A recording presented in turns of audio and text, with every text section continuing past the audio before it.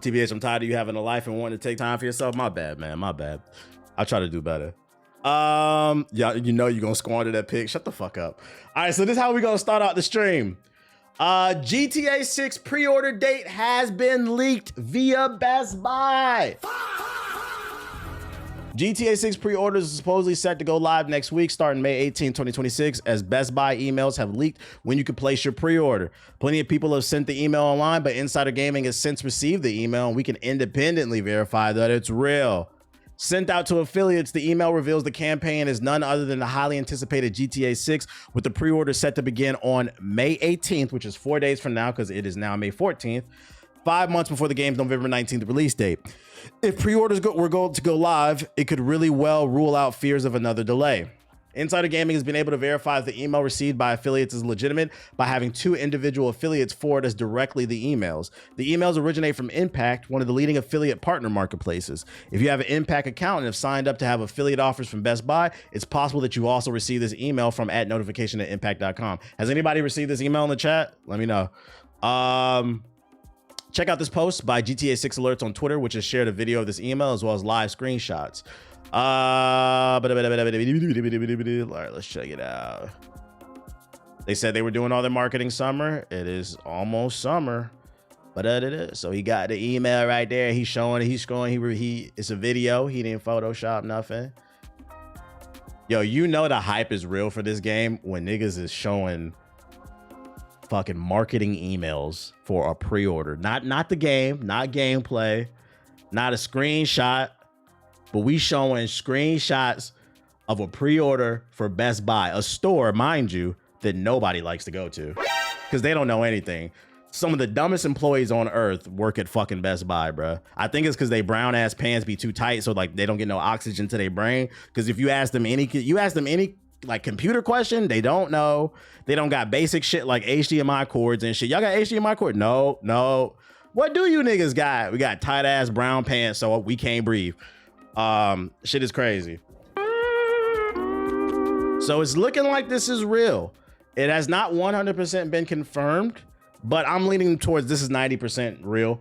We'll see. We'll have 4 days. In 4 days, we'll see if the pre-orders go live with Best Buy. If this turns out to be real, I know for a fact, probably, I don't want to say for a fact, but I'm gonna guess, educated guess, that what's the name is pissed off. Take-Two Interactive and Rockstar. Oh yeah, they are pissed off. They like, damn, because I guarantee you they wanted this to just go live on the 18th. Which day is that? That's this Monday. They probably just wanted to, like, you know, randomly drop this on the 18th so everybody had a fighting chance. Because now, to be fair, who's to say that the bots don't eat up all the pre-orders, man? They probably looking at Best Buy like, why are y'all so fucking slow? Shout out to Treason with the super chat. Glad you back. Switched my content and got my first 1,000 views. Got inspired by the GI podcast. Shout out to Treason.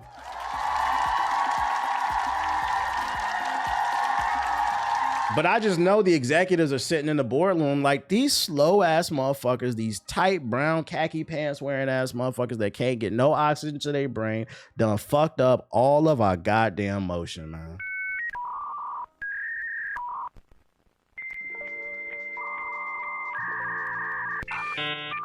Anyways, we'll see on the 18th. The main thing I want coming out of this news is, like, since we're going to get the pre-order announcement potentially on Monday, I'm hoping the game is $70. At most 80. At most 80, but I'm hoping 70, really 60. That's the main thing I'm taking away from this. I'm hoping on the 18th we find out the base game is 70. If they have some deluxe version for $80, $90, I don't care. I just want the base game to be $70, and we're going to see on Monday. Still no gameplay, though. It doesn't matter. Motherfuckers going to buy that shit. No self-control. Shout out to Miley with the sub, appreciate it. Other news, more Grand Theft Auto shit. GTA 6's own stock price surges after the news of pre-orders may start to soon drop. Rockstar game owners Take-Two saw a stock price jump of over 6% today after the news broke that pre-orders for GTA 6 could start on Monday, May 18th. Reading between the lines here, it appears investors are excited about the idea that Rockstar is finally going to start taking people's money. Investors may also see this report as more of an indication that GTA 6 will not be delayed again and will actually come out on November 19th, thus signaling strength and confidence in the stock. With Take-Two's share value climbing today at $242 of the published time, the company has added $2 billion in its market cap. Even with the growth, Take-Two's share price so far in 2026 has fallen by 4%, however. The company's stock value took a beating in February when Google announced Project Genie, a new AI system that was capable of creating video game worlds. I don't think that's going anywhere. And honestly, I think this price of the stock is going to continue to grow because I know y'all don't have any self-control and y'all going to buy this game regardless of the fact you haven't seen any gameplay. And I'm going to be honest, I'm not going to complain because I got money in Take-Two Interactive, so whatever. I'm prepared. I hope for the best, but I'm prepared for the worst.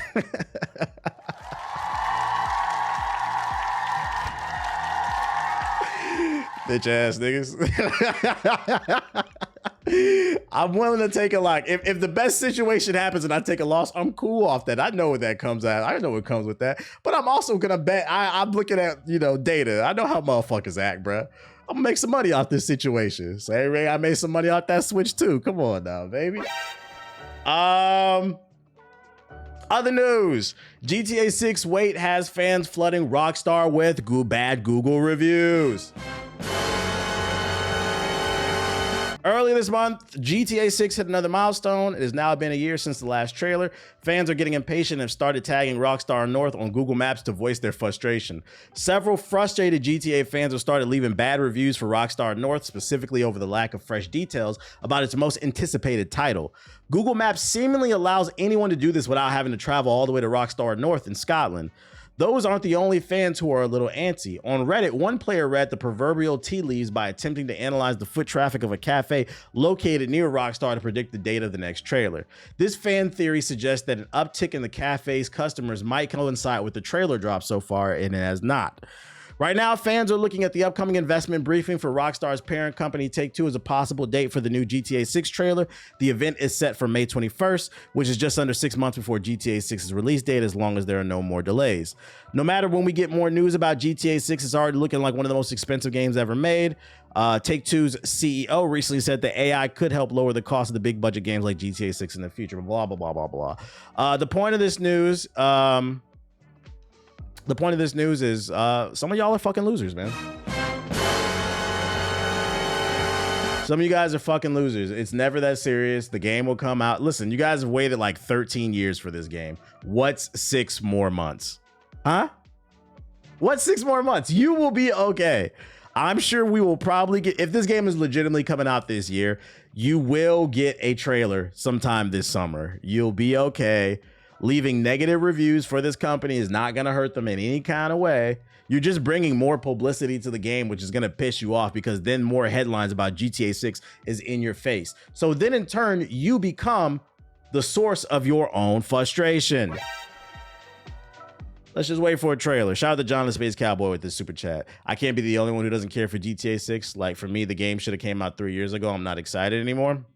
I'm not excited, but I'm not like gonna say I'm not gonna play it. I'm like indifferent. I'm just hoping it's good so that I'm hoping it's good so that GTA fans get what they want out of it and they can shut the fuck up and stop talking about gaming. Because one of the worst things that's happened since the reveal of GTA 6 or since GTA 5 came out and like 5 years after GTA 5 came out is just GTA fans commenting on everything going on in the gaming industry that has nothing to do with them. So like when GTA 6 comes out, I'm excited because if it's good, it's going to sedate all the ball and gun gamers so they won't have any more bad takes on games like Baldur's Gate and shit, bro. We don't give a fuck what you think about The Witcher 4. Just go play Grand Theft Auto 6. That's why I'm happy about it. It's gonna be horse tranquilizer. Sedate them niggas, bro. Sedate them. Other news. Is this the same thing? GTA 6 players are hoping Rockstar Games will have news to share this week after some fans receive... Yeah, this is the marketing shit. My bad. I say this twice. Forgive me. I've been away for a while. So like, I was trying to keep up with the news. I was in the airport last night. I might've saved the same articles twice. What up, Handsome Jack? Sedate, how long will that last? 10 years? At least a couple years. It depends on how interesting the T Grizzly server on GTA 6 is.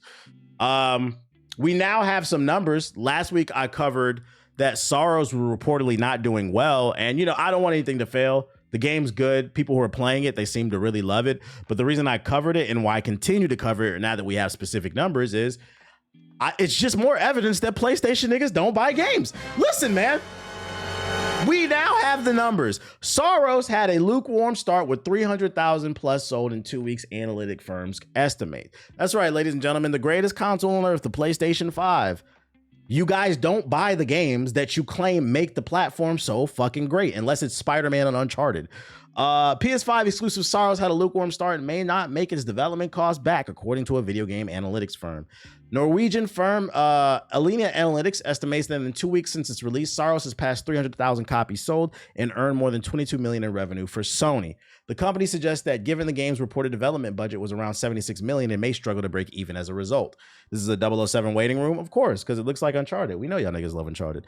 According to the firm, however, the game's data doesn't point to an entirely negative situation. Of the players who bought the game, 40% have played it more than 15 hours, and 30% have played it more than 20 hours. Further proving my point of what I've been saying on this stream is we are now in an interesting era with gaming where a game doesn't necessarily fail because it's bad. That used to be the case back in the day. Bad game equals bad sales.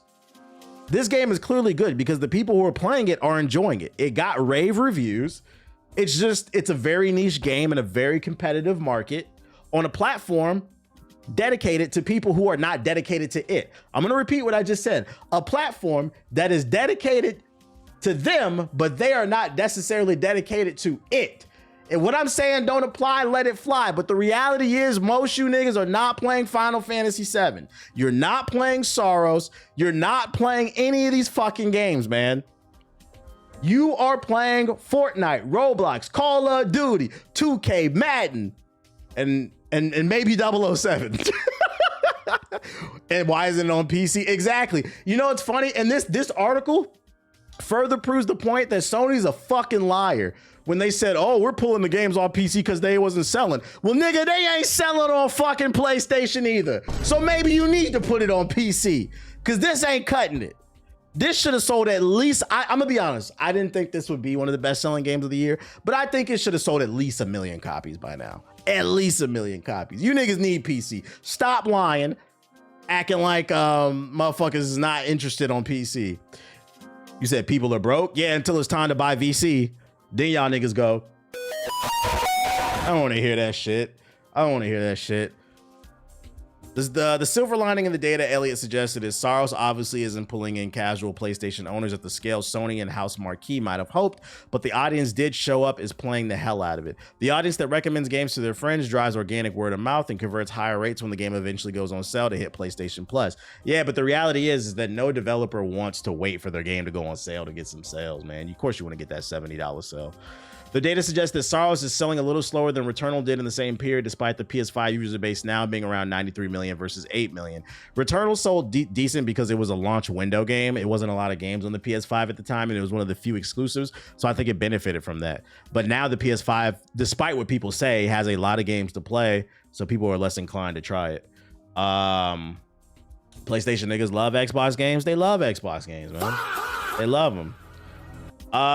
It's a different story for Sorrows. It launched not too long ago after Crimson Desert, Resident Evil Requiem, Hades 2 on PS5, Pragmata, and a whole bunch of rag. That's another bull. Motherfuckers love to say, oh, that game didn't sell well because people ain't got money. All right, well, why did Crimson Desert push 1 million gazillion copies? Why did Resident Evil do that? Why did Hades 2 do that? Why did Pragmata do that? I'm gonna be honest. This actually might be the first AAA L of the year. Most AAA games that came out this year sold well. Y'all don't know what the fuck y'all talking about. That's why you watch me and not the other way around. That's not true. You got money for what the fuck you want. They gonna say you hate on PlayStation games again? No, because unlike you bitch ass niggas, I actually tried this game. It wasn't for me. I tried it, but at least I tried it before I formed an opinion. Motherfuckers will look at something and be like, oh, I ain't playing this shit, bro. Give me that 007. Once again, Sony ponies don't support their exclusives. Stop making sense. Y'all don't like when the data add up. That shit hurts your feelings. And somebody gonna clip this shit and take me out of context, and then motherfuckers gonna write a whole thesis in the fucking comment section about how I don't know what the fuck I'm talking about. I do know what I'm talking about. Sony ponies, get on that pony and ride to the store to buy Xbox games. Sony ponies get on that pony and ride to Walmart, then bend that corner when they get to the game store and do a U-turn when they see them PlayStation exclusives. They don't play none of them games. Stop lying. The data doesn't lie. Motherfucker saying, motherfuckers ain't got no money. That's crazy. Every AAA game is sold well this year, except for the Sony Pony game. Just admit you got your PlayStation to watch Netflix. That's okay. I'm not here to judge. Dude, it's your PlayStation. It's your PlayStation. The gist of my argument, the thesis, I need y'all to stay with me. The thesis of my argument is I'm tired of Sony ponies being toxic. The console war is not real. You guys sit in Twitter spaces, you harass people on, and what I'm saying don't apply, let it fly. But I see it. The most toxic fan base in gaming is the PlayStation niggas. Sure, maybe the PC niggas are the most annoying because the way they talk with the PC master race, sure, I'll give you that. But the most toxic is easily the PlayStation motherfuckers. And y'all don't buy games. Next topic. And the crazy part is, before I move on, this is how I know we are in a literacy rate. We have a literacy rate Armageddon, okay? That's what I'm gonna call it. Not only do you motherfuckers not read anything, I sit here and read it to you and you still make up excuses. Motherfuckers ain't got no money. Okay, why did Pragmata sell well? Huh? Why did that game sell well? Why are people in the chat talking about, I'm about to pre-order 007? If everybody's broke, how's everybody in the chat pre-ordering 007? Everybody got money for GTA 6. Niggas are saying, I'll buy NBA to run if it's the right price. Everybody got money for what they want. You're just not interested, and that's okay. Stop lying. Stop lying. Stop fucking lying. When NBA 2K27 gets announced, you'll have money for it. I don't want to hear that shit, man. Buffalo, man. I can't eat dinner, man. I'm gonna get the game, bro. Dudes bought a PS5 to play PS4 games and then complain there's no fucking games, bro. That shit is sad as hell. That shit is sad as hell. Now, if Wolverine has low sales, then I'll agree. Wolverine ain't having low sales because Wolverine is ball and gun adjacent. Wolverine will be this year's Spider-Man. It'll be people that played nothing but Madden 2K, Roblox, and GTA crying that Wolverine doesn't win Game of the Year if they don't think Grand Theft Auto 6 is Game of the Year. So no, Wolverine is an anomaly because that's ball and gun adjacent. Anyways, Devil Dinosaur was announced for Marvel Rivals. Now, this is the part of the stream where I sit up here and lie and act like I'm coming back to Marvel Rivals, guys. So I'm going to play this trailer and say, what y'all think? I should come back? Y'all know I'm not coming back. Instead, before I play this trailer, when I saw this on my timeline, I got so happy. Do y'all know why? Is it because I'm a big Moon Girl? Am I a Lunetta Lafayette fan? Absolutely. But is it because I'm the biggest Moon Girl and Devil Dinosaur fan? Not really. I got excited for this announcement because I didn't expect it. And also because I own a copy of Moon Girl and Devil Dinosaur issue #1. Yeah, clap it up for me, nigga. I'm rich. I'm rich. I'm rich, nigga. I said, oh, Moon Girl's going mainstream. I said Moon Girl's going mainstream. Oh shit. Let me go rebag my shit, nigga. Oh, let me just get her in the MCU, man.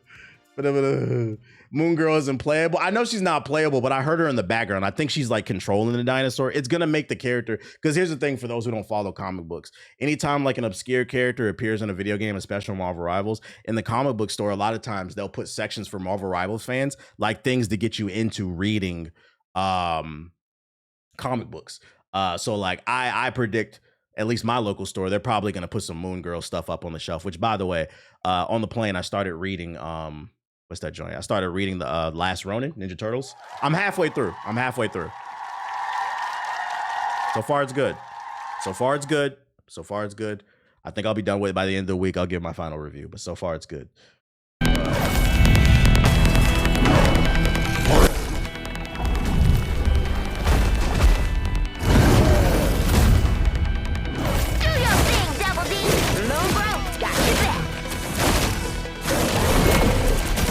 This motherfucker got lasers.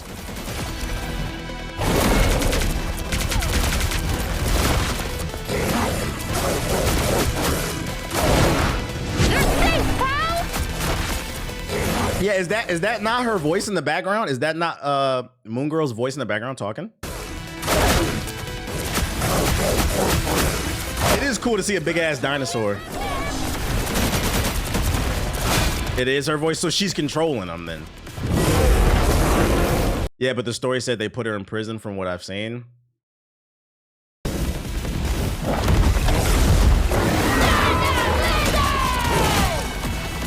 I got the sequel series too, so when I finish the main one, I'm gonna go to that one too, because I heard the sequel's decent.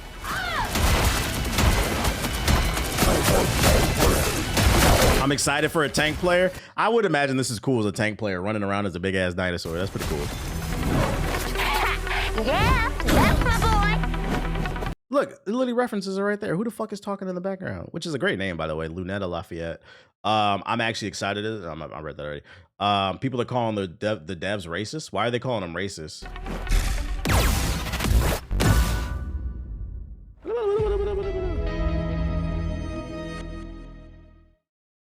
Oh, Cyclops is coming. There she is, literally right there. There she is, really right. She's going mainstream, baby. Some people are mad because they didn't show her physically in the game. We'll see how it plays out. I mean, she's right there, so they have art for her. Maybe there's some story behind it, but it is a little sus because they locked up old boy. Didn't they lock up Blade? And now they locking her up. That is a little sus. I don't know. We watching you, devs. We watching you. We gonna see how this play out, bro. I mean, it's fair if they don't want to shoot a kid. Could be that too. No kid violence type shit. Watch the Cyclops trailer, fam. Is low-key clean. There's a Cyclops trailer already? I didn't know. My bad. Like I said, I haven't been keeping up with everything. All right, let me see. Cyclops, Marvel Rivals. I did not know. Is this it? There's no gameplay. Is it just a... Is this just an animation? Chrono anomaly located. Moving in. Target identified. Ah, this is just an animation. Why I can't put this shit in full screen? Not exactly. It keeps disappearing. Nueva York.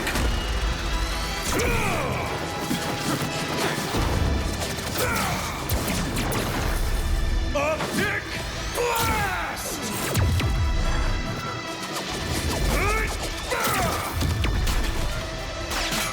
They gotta have like a what do they call, there's Moon Girl Lily right there.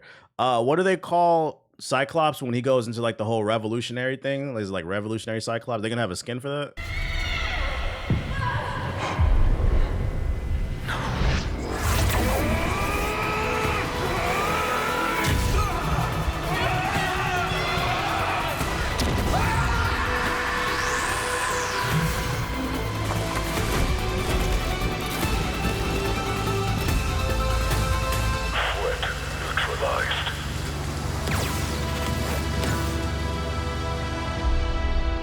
My whole feed spamming Iceman posts. Yeah, that's why I really don't want to talk about it or react to it, because I'm not gonna lie, nobody's being genuine right now. Like, it's very obvious all these large streamers are paid off to say good things about Drake.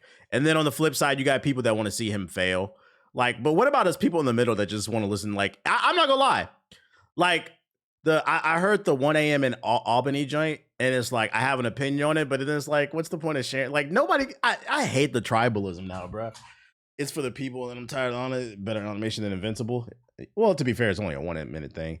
Yeah, I want to get some hard tracks for real. I just want some good music, but it's like, if you like it, they're gonna say, oh, you meat right and you're hating on Kendrick. If you dislike it, they're gonna say you're hating on Drake and all this other shit. That's why I said I really don't give a fuck. I'm over it. This tribaling shit is fucking annoying to me. It's a couple good songs for on a couple of shitty ones. You heard it early or something? I'll listen to it on my own time tomorrow. I will say though, that 1 a.m. in Albany song was, yeah, there were some good bars on there, but I can't take that song seriously. Like, I don't know, man. Like that 23 and Me bar might have been tough. That's a cool double entendre. It might have been tough if you didn't have LeBron James tatted on your body, you know? Like, it kind of doesn't, for me, it doesn't really hit. It would have been tough if he didn't have it tatted on his body. You can't diss a man who you got tatted on your body. Like, no matter what you do. And then also the switching teams bar doesn't really hit for me either, because for every team that he switched on, to be fair to LeBron, he won a championship. You got to be real here. Come on now. And this is coming from somebody who thinks Jordan is the GOAT. Like, the bar just doesn't really hit. There's a lot of bars on there. That Nazi bar was cool, but then the problem with that bar too is, like, bro, niggas don't hate you because you're Jewish. Like, but hey, let me stop, because motherfuckers gonna swear I'm hating. He was spitting. The bars on there was tough, but I can't take him seriously at the same time, the same way people can't take J. Cole seriously after he backed out. That's how I feel about him too. And then on top of that, KD's his guy, and KD was switching teams and he wasn't winning, bro. This shit is fucking funny, bro. Yeah, that shit is just not true. Like, did nobody hate you because you were Jewish? What are you talking about? But I'm hoping he got it out of his system, and that's the only track that's like that. I'm not gonna lie. That's the only thing I'll say about Iceman that I'm, in terms of going into the album. I'm hoping 1 a.m. in Albany is one thing, because that was 2 years ago. Let it go. I'm tired of hearing you. You lost, dog. It's okay. Going into the album, I just want to hear hits. I just want to hear hits. That's all I want to hear. I don't want to hear him bitching about the battle 2 years from now, because if it is, that's going to be a different level of delusion. Yeah. Please let it go and just give us hits. Give us another God's Plan type shit. You feel me? He nuked JG stream. See, that's why I'm not reacting to this shit, bro. See, and I read that he was whitelisting people's streams. Apparently not. We'll keep your expectations low then. What else we got?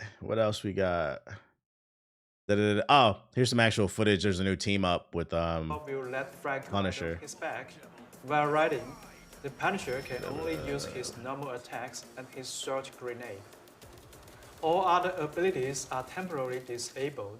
He whitelisted the streamers he paid. Say it ain't so. The Punisher receives some damage reduction, and the percentage of all damage taken and healing received is shared directly by accepting. And then what else we got for you? That's cool. Yeah, that's cool. Shout out to all the Marvel Rivals fans still fighting a good fight, man. Make sure y'all buy them Devil Dinosaur skins and shit, bro. I need my comic book to go up in price. Sega explains why exactly it canceled its Super game. Yesterday, Sega Sammy's latest financial results revealed Sega's Super game has officially been canceled. It didn't elaborate on this, but a Sega representative has now shared some details about the project with GameFile and the reasoning behind its cancellation. The plan was to develop a AAA online title that would be able to achieve significant growth over time and could also act as a new form of entertainment, going beyond the concepts of conventional games. Ultimately, intensifying market competition and the emergence of competing titles with similar concepts, as well as Sega's business conditions, led to its pulling the plug on the development during the fiscal year ending March 2026. Here's exactly what they said. When we launched the initiative in 2019, we positioned two major pillars of our growth strategy to focus on our major IP and expand them, and develop a AAA online title to achieve significant growth in the mid and long term. And we named this project Super Game to reflect our strong commitment to pursuing this ambition. Leveraging the expertise of developing and operating online games that we cultivated through Phantasy Star Online 2, an extensive IP portfolio, we worked to create a new form of entertainment that goes beyond the concepts of conventional games. And you know what's funny? I was about to say, it sounds like they were trying to make their own live service game, and I was gonna guess they were gonna go with the new Fantasy, because we haven't had a new Phantasy Star Online in a long time, but I guess not, because they're referencing it. Given the ambitious nature of the project, we adapted a long-term research and development phase for technical validation and relative activities. We proceeded cautiously with the intention of moving to full-scale development only after we confirmed sufficient feasibility. However, in the light of intensifying market competition, the emergence of competing titles based on similar concepts, and our business decisions, we made the decision to discontinue development of Super Game during the fiscal year ending in March 2026. Translation, this is the most important part. Translation. We were working on a live service game, but we took a look at the competition and we noticed they were making something similar, and it's probably going to come out before our game. So we decided to axe our game, because if we come out later, people are just going to call us a copycat of that. And that is the problem with live service games. They're often expensive and they take a long time to develop. If you ask me, it's unfortunate they're losing money. It's probably a smart move. More companies should do this. Matter of fact, just get away from live service games, period. They're fucking the devil.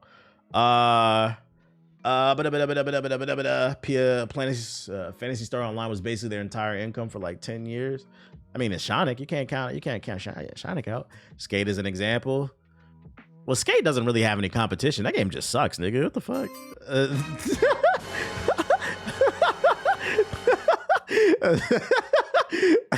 That game just sucks. That shit don't got no competition. Anyways, ex-Tekken boss starts a new studio with former fighting game rivals. Here comes a new challenger. Fighting games legend Harada, who directed and produced many games in the Tekken franchise, has joined the S&K Corporation to found a new development studio. Versus Studio S&K was established on May 1st and will be consolidated as a subsidiary of S&K, with Harada acting as the representative director and CEO.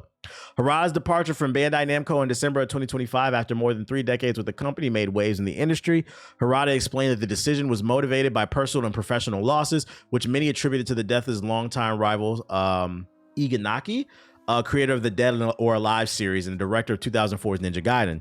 Still, few expected Harada's name to resurface as soon as he joins another longtime Namco competitor. Agreed. I thought he was going to take a break. S&K, famous for its King of Fighters and Samurai Showdown franchises, according to a news release, the new studio and S&K will collaborate on game software development to further strengthen their combined creative capabilities. Harada stated that the new studio's philosophy is beyond tradition, crafted to perfection. We will combine technology, sensibility, and world-class expertise to pursue ultimate. The Versus in the studio's name is meant to encompass several meanings, including the spirit of Versus challenging tradition, visionary standard, volition shift, and vanguard spirit. If these words sound a tad too bombastic, remember that Harada celebrated his departure from Namco with a 1-hour-long Tekken-inspired techno music video. Yeah. Anyways, I'm gonna say this is a good thing. Why? More fighting game. First of all, S&K is known for making really good fighters, but I feel like S&K has always struggled to cross over into the mainstream. They've always kind of been like the little brother of Capcom, mainly because I'm gonna be honest, their fighters are a little bit more hardcore. The controls are a lot more technical in comparison to Capcom. But the thing is, that's what they were known for. That's what they always wanted to be. I think bringing somebody in from the Tekken franchise who's super popular, maybe they can find like a happy medium. But the main thing I'm happy about this for is it means more games, and it means potentially a new fighting game IP. I'm cool with that. Yeah, more fighting variety, and it sounds like they're trying to do something new. So bringing in somebody who's used to success with the Tekken franchise, I would say keep an eye on this studio. In a couple years, we might get something dope.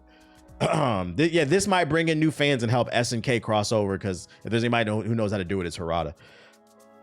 As someone who's been learning, S&K games are definitely the hardest to learn. They're definitely very hard to learn. Very punishing.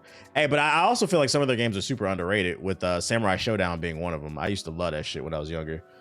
Other news, Nintendo announces the Switch 2 Your Game Bundle. Nintendo has announced a new Choose Your Game console bundle for the Switch 2, launching at participating retailers in North America, meaning not all stores. Make sure you know which ones.